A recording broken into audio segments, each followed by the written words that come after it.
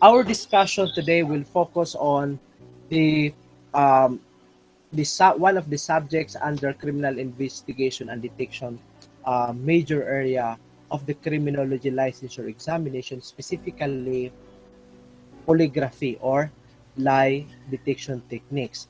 So to start with, polygraphy is defined as the scientific detection of deception through the use of polygraph.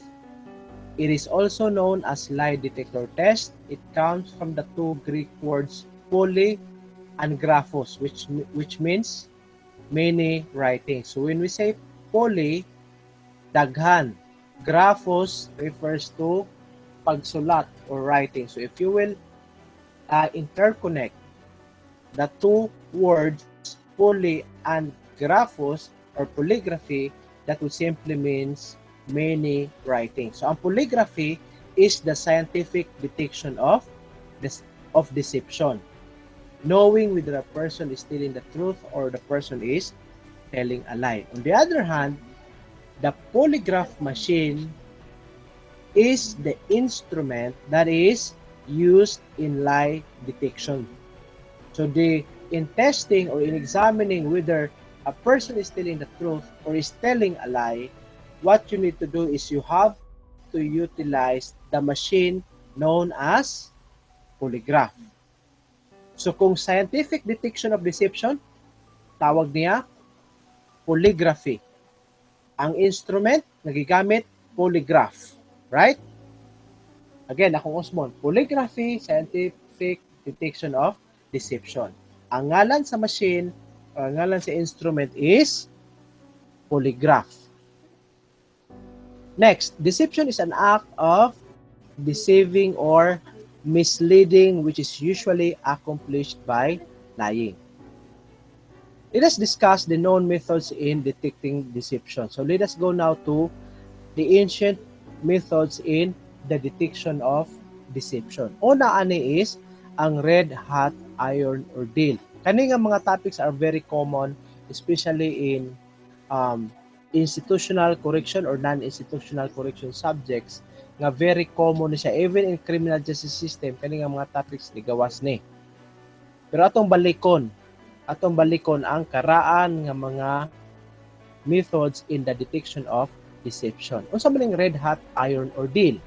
Ang red hot iron ordeal mo ni katong pamaagi where the accused had to carry a bar of red hot iron in his hands while he walked 9 marked paces. In the unlikely event of no burns appearing on his hands, he was adjudged innocent.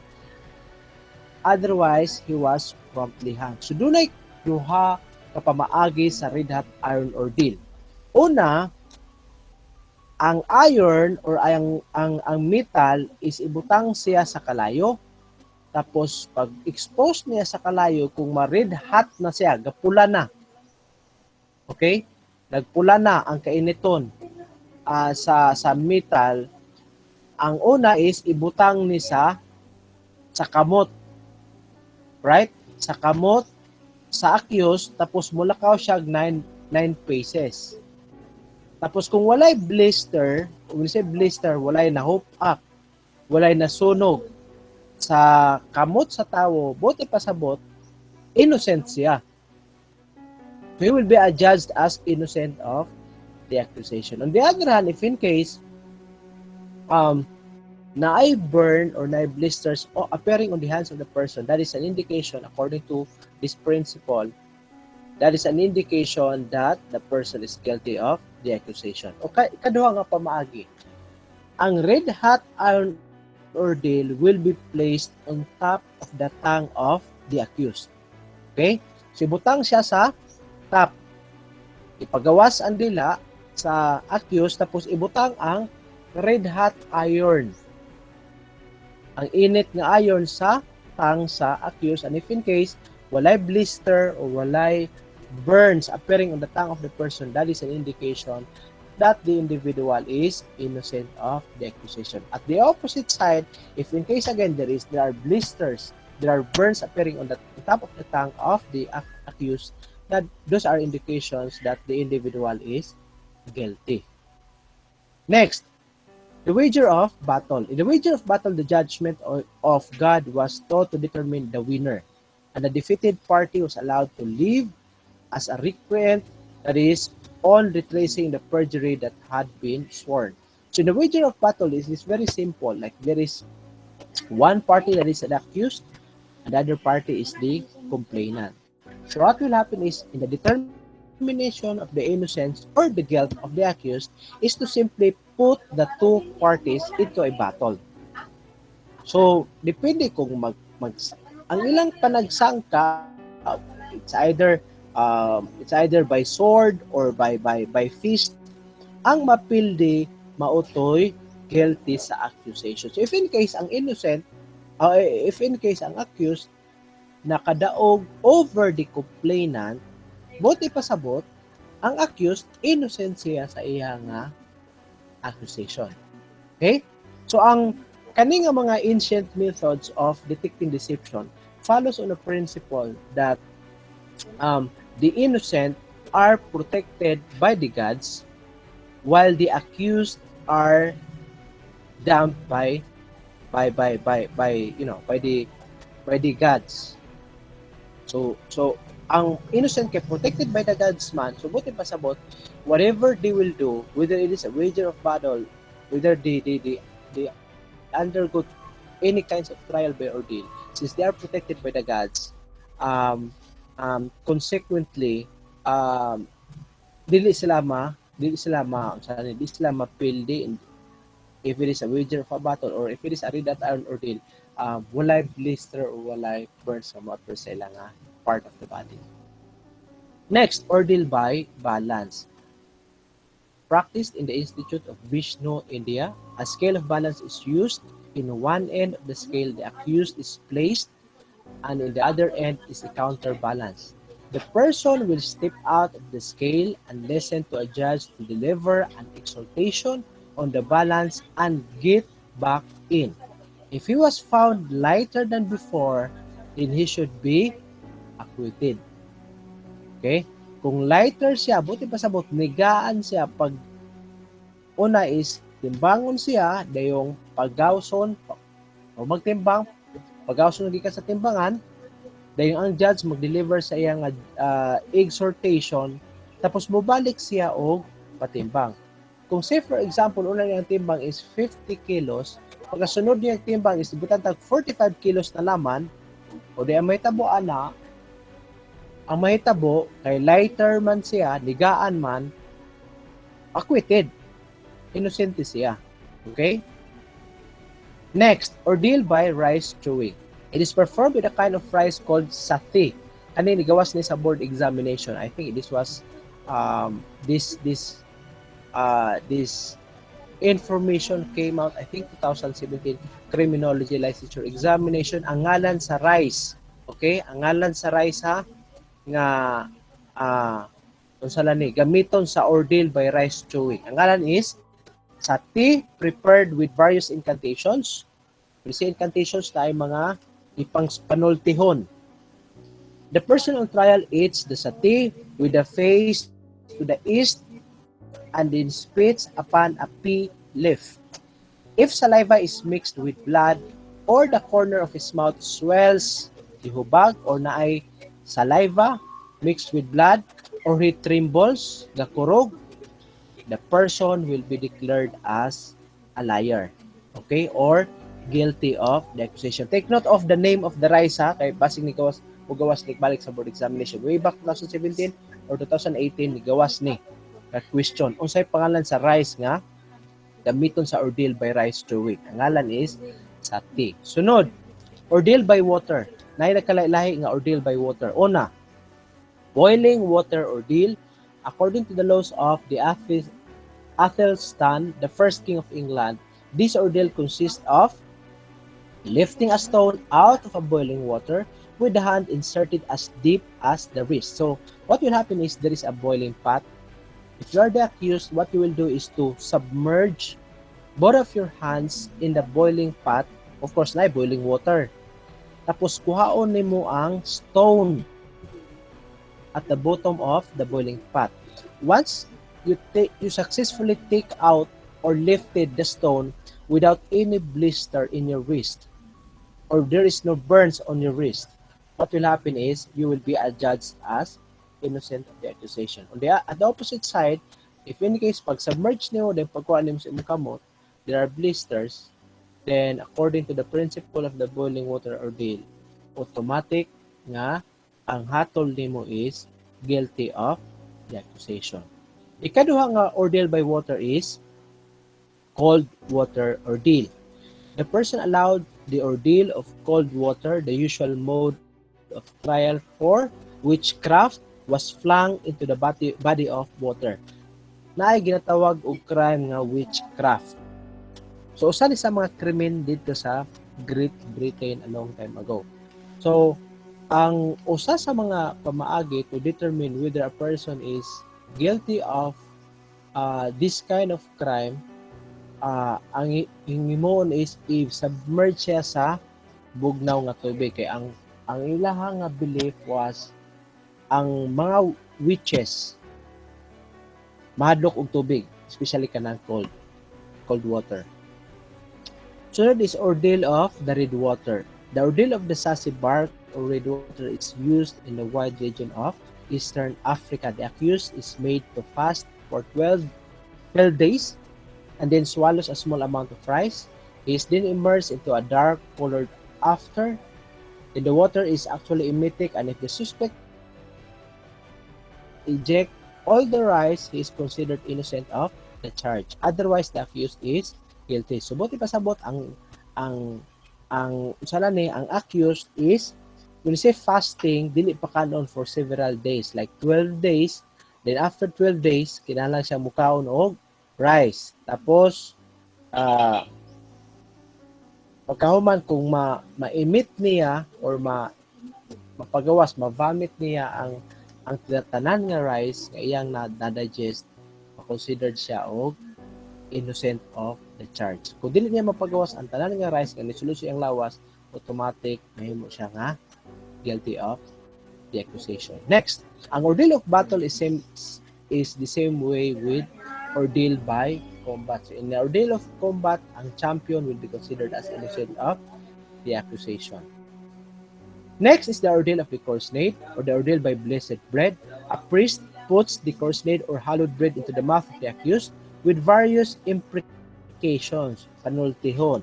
If the accused swallowed it, as he was freed from punishment. So kung matulon niya ito, buti pasabot, innocent siya. Pero kung di niya matulon, after having some, incarnations, implications, ang may tabo is considered siya nga guilty, kaya wala man natulon. Next, the smell out technique. An African method through smelling out of foul odors. So, you see foul odors ka ng baho. The basis, sweating causes body odor and guilt is determined when foul odor is exhibited due to extreme fear and nervousness. So, mahitabo siya if in case baho kayo ang lawas sa tawo. Ang principle nila is, ang concept ani is, ang lawas sa tawo, kung guilty siya, mo-produce siya of foul odor. So, if in case this kind of indication is present on the accused, he will be considered as guilty of the accusation. Next, the sacred ass ordeal, which was practiced in Hindus of India. Suspects are told to enter a room one at a time to touch the tail of the cow. Baka mo'y gamiton ani, if the cow would make a loud sound after touching the tail of the cow, then the said suspect is deemed guilty. The basis that unblackened hand is sign of guilt merely psychological. So, buti pasabot, let us say there are 10 suspects of a crime. So, in the determination of the person who committed the crime, like if there are 10 suspects, the 10 suspects will have to,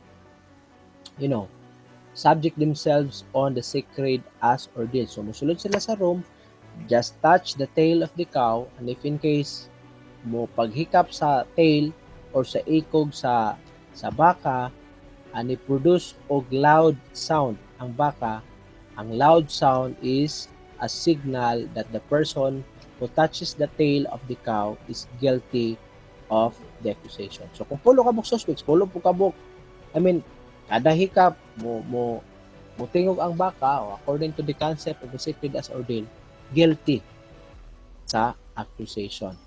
But take note, nowadays considering the the increase of technology, we are not using any classical method of deception. Alright? Wala tagagamit karon og ingon ani ha, wala tagagamit og smell out technique. We're not using secret as ordained, we're not using boiling water ordeal, we're not following the concept that innocents are protected by the gods by subjecting these persons into a trial by ordeal. Wala na tayo trial by ordeal as of now, pero ang atong ginagamit karon are contemporary techniques which are considered as more scientific compared to the previous ones. So atong ginagamit karon, like psychologically speaking, pwede ta mo kagamit og observation method or non-verbal clues of deception. But take note guys, I'm not saying that if in case these factors are present during the investigation, I am not telling that you have to conclude that the person is telling a lie.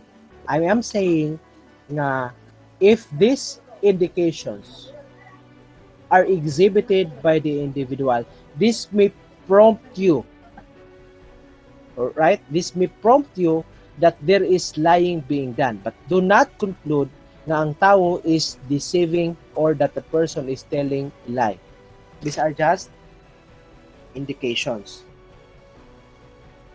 As to the verbal indication of deception, kani common kaayo ni kung ang tao nagminaro I usually utilize this one if in case there are investigations related to some of the conducts of the cadets. Untruthful persons take their time in giving a response. An awkward silence or a delaying tactic such as, "Oh, me?" or "Why would I do that?" may be used as by the respondent in telling a lie. The respondent may frame the answers with a request to repeat the question. Ano mang ang respondent, ipa-repeat niya ang question even if it is unequivocally delivered to the person, niya ipa-repeat ang question simply because that will give him time to frame an alibi or anything that would somehow excuse him from the accusation. Untruthful persons often speaks in disjointed or curtailed sentences. Statements such as I can think, it seems to me, can be a clue of lying or stuttering. Pero si stuttering kana bang ang iyang pag-istorya putol-putol ba? Urag na broken ang iyang transition from one word to the other. That is an indication of lying. Even shifting from one topic to the other is an indication of lying. Right? Shifting a topic can be an indication of lying. Like if you ask a particular person related to the issue being investigated, tapos mukalit siya og shift og topic, ang issue was about the amount being stolen, tapos mupunta siya ato iyang topic related to academic performance, and the shifting of the topic can be an indication of the person is lying. Anger is a common response to an unjust accusation. So, psychologically speaking, according to science, if the person exhibit anger, right? Anger, when he was accused of something, the anger is an indication that the person is telling the truth. Honest people tend to be very clear in their answers, while untruthful ones tend to speak unclearly. You can actually spot out whether a person is telling the truth or is lying by taking a look on the transition of the words being used in the conversation. Ang transition niya sa words, ang connection from one word to the other, kay ang tawo nga nagminaro mabalaan pinaagi sa iyang pag-istorya ang connection gikan sa una niya nga statement padulong sa ikaduha nga statement, because dishonest individuals usually have conflicting statements. Okay? Usually have conflicting statements. At the opposite side, persons who are honest, known to be honest, will have very clear very unequivocal answers as a response to the accusation. Contradicting testimonies made by the witness are one of the best indicators of dishonesty. Gap in speech patterns may be one reliable clue of deception. On the other hand, natay ginatawag og regular police methods. Okay, kani common kaayo ni ang regular police methods. Ang una is cardinal rules of investigation.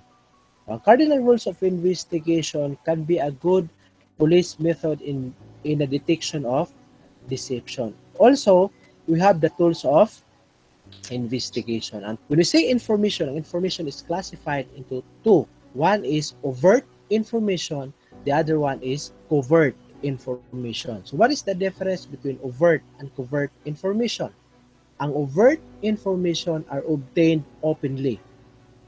While at the opposite side, when we see covert information, these are information that are obtained through covert, clandestine operations. Like say for example, ga-surveillance ka, ga-tailing, or ga-shadowing, whatever clandestine operations by police officers, ang information obtained from that operations shall be considered as covert information. So katong information obtained openly, like say for example, you want to know about the specific address of the accused. Ganun ka makabalo unsay specific location sa iyang balay. Tapos naka-post sa Facebook account kung asa siya gapuyo, asa ang iyang specific address, asa ang specific nga location sa iyang balay, o kana kay obtained openly man, buti pasabot, ana nga information, kana nga address is classified under overt information. Kaduha, interrogation. Interrogation is different from interview because interrogation is usually being done to a person who is reluctant in divulging information. And between the accused and the witnesses, among the two, it is the accused who is reluctant in the disclosure of information. So meaning, ang interrogation, ang subject ani for the questioning is no other than the accused. While interview is the questioning of a person who is cooperating with the line of questioning. So buti pasabot, ang witnesses kay open man na siya, mo cooperate man na sa imong nga pangutana. So ang interview is conducted to witnesses. Interrogation is conducted to suspects. Interrogation, buti pasabot dili kayo mo cooperate. For example, ang suspect dili mo tug-an sa tinuod o kana interrogation na. Ang pag-interview, ang pag-ask o questions sa usa ka tawo nga witness, ang tawag ana is interview. Okay? Munay nakalay sa duha ha. Ikatulo, ang ginatawag nato og instrumentation. Instrumentation is the sum total of the utilization of all scientific instruments in the detection of crime. I repeat, when we say instrumentation, that is the sum total of all scientific instruments in the detection of a crime. So, unsa man ang instrumentation? So, you can use biology, you can use physics, chemistry, anything na pwede nimo magamit. Like say for example, kung ganahan kang makabalo kung kani nga fingerprint is from Juan de la Cruz, so magamit ka og instrument in a determination. Perhaps you will use AFIS or the automated fingerprint identification system. Nigamit ka og specific chemical process in a determination whether a document is questioned or not. So part na siya sa instrumentation. Nigamit kag polygraph machine in the determination whether a person is telling the truth or is lying on a specific question. So unsa man ang polygraph, part gyapon siya sa instrumentation. So kung nigamit kag scientific instruments or sciences, you employed sciences in the detection of the crime, part siya sa instrumentation. So maybe you cannot gauge whether a person is lying or not by using information or by using interview or interrogation, but perhaps by using interrogation, by using instrumentation, you can easily spot out whether a person is guilty or the person is innocent on the accusation. All right? Next, hypnotism.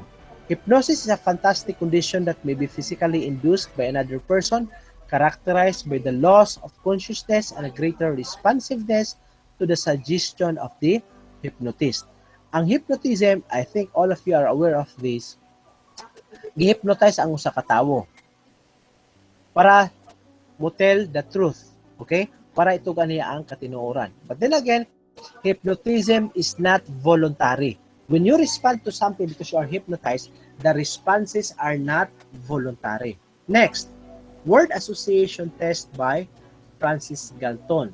It is done by giving the subject a long list of carefully selected stimulus words or objects with other picture interspersed with other relevant words, objects or pictures with the instruction to respond with the very first word that come to the subject's mind. This test was developed by Francis Galton. So meaning na ay mga words nga interspersed, ipakita sa tao, pwede words, pwede objects, pwede pictures. Tapos mangutana ang interviewer. Ang pinakauna nga mo-appear sa una-una sa tao mo iyang giistoryaan. You have to collate or you have to associate one word or one picture or one object to the other. Next, the Truth Serum by Edward Mandell House. Take note of the person who created or who introduced the Truth Serum. Kaniha, basig mugawas ni sa board exam. Kaya nigawas ni last time. Unsa may drugs, kani, surely nga nigawas, 2018 nga Criminology Licensure Examination. Unsay pangalan sa drug na gigamit sa Truth Serum? Okay? Ang answer, Hypnosis hydrobromide. Munay drug ha, ang gigamit sa Truth Serum. I repeat, posible ni nga magawa sa board examination. Take note ha, the Hypnosis hydrobromide is the type of drug that is administered to the person in a repetitive doses until a state of delirium is brought on. So insertan siya, injikan siya og Truth Serum. But take note ha, akong balikon. Whether it is hypnotism or Truth Serum, ang pangutana karon, can the evidences or can the confession, let's say, Juan de la Cruz is subjected to hypnotism or Truth Serum, and during at the course of hypnotism or Truth Serum, he was found out to confess that he committed the crime. Ang pangutana karon is, magamit ba ang iyang confession as part of the evidence in the court of law?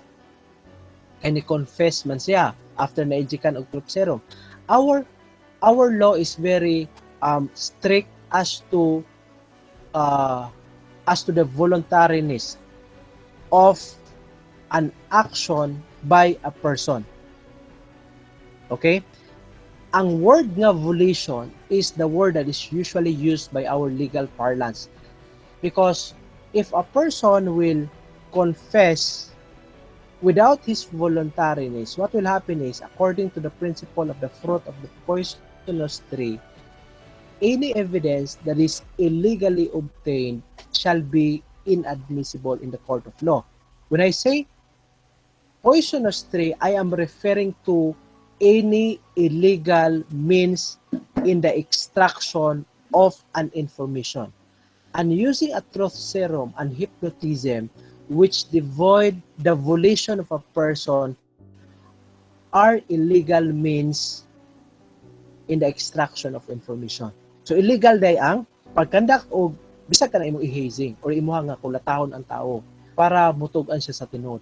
Illegal means man na siya, even though at the end point or at the at the end the person confessed on the commission of the crime, but then again ang means will not justify the end of a particular operation by a police officer. So whether it is Truth Serum o gikulatan nimo or imong gi-hypnotize ang tao and that person confessed on the accusation, Still, the confession shall be considered as inadmissible simply because the means that you utilize in the extraction of the confession can be considered as illegal.